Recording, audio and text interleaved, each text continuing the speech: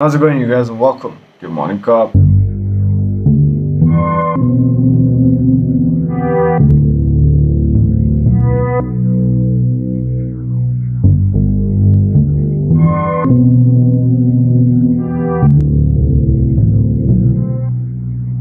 We start today off with Perseverance finally making its landing on Mars. Now, the 7-minute descent onto the planet's red surface was, well, a rather nerve-wracking one, but touchwood, by the end of it, Perseverance has finally made contact with the red planet's surface and all its systems are running perfectly fine.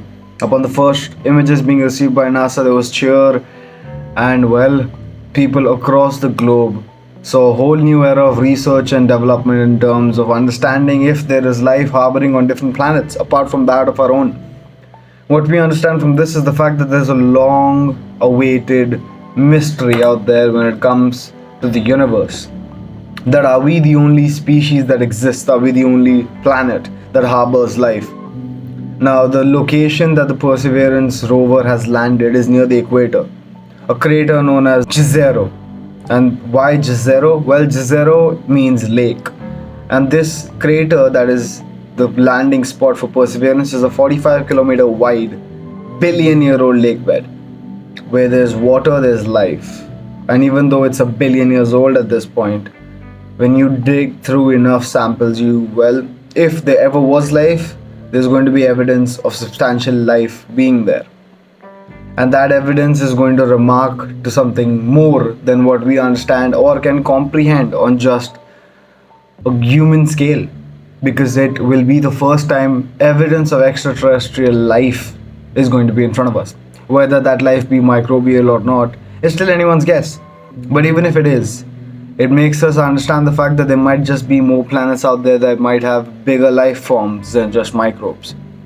The fact is that life can exist outside of the earth under some very extreme environmental pressures, under some very extreme environmental circumstances. And we as a species, as a civilization, are still too young to understand that.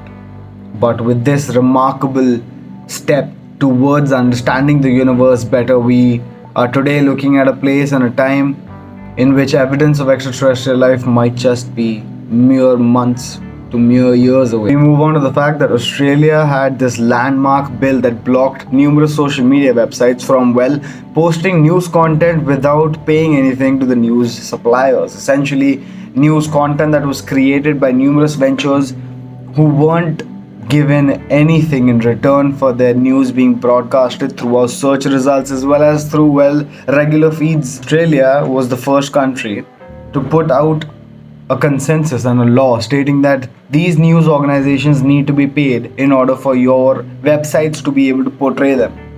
You cannot just portray content that does not belong to you just because you're a search engine or just because you're a social media website that most of the world uses. And with that, we understood the fact that Google threatened that they would pull out of Australia altogether, that they would shut down their search engine in Australia because they merely couldn't pay the amount of people that were, providing resources and news to Google search results. Updates on that dictate the fact that negotiations have, kind of broken down. Australia has also taken some drastic steps against Facebook regarding the same procedures. But this is a story that had happened a while ago and a story that we covered.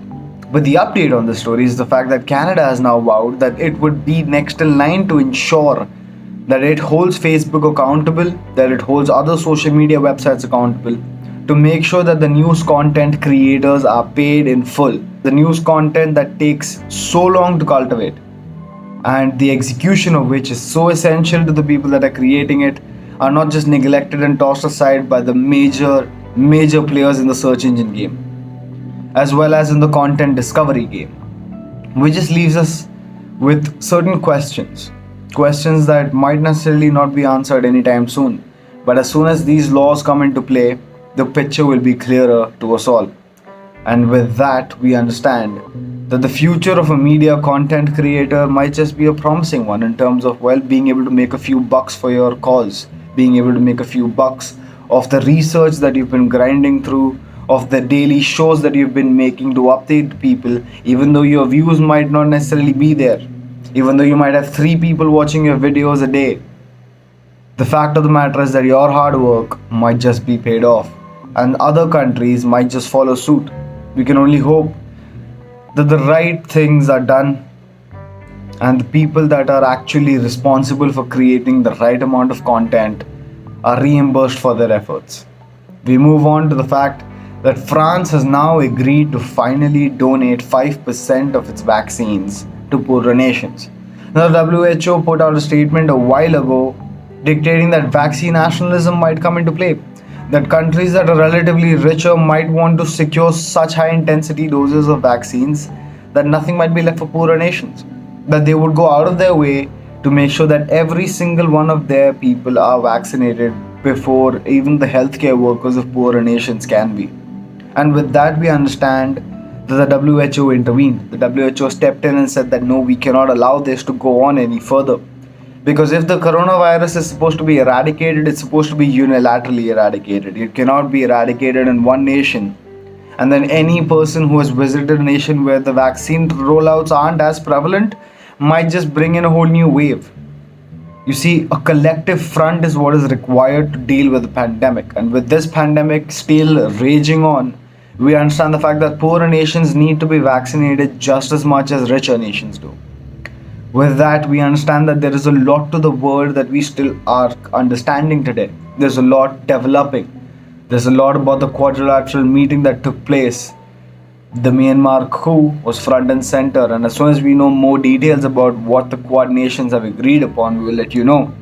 The Perseverance landing is one that is remarkable for our species, one that we will look behind and refer to for decades to come. Whether this mission is going to be the end all be all in terms of finally figuring out traces of life on a planet that is, well, closer to us than we ever anticipated it would be, is still up for grabs. But best believe that we will let you know as soon as we do. Until then, this has been your Morning Cup. I'll see you tomorrow.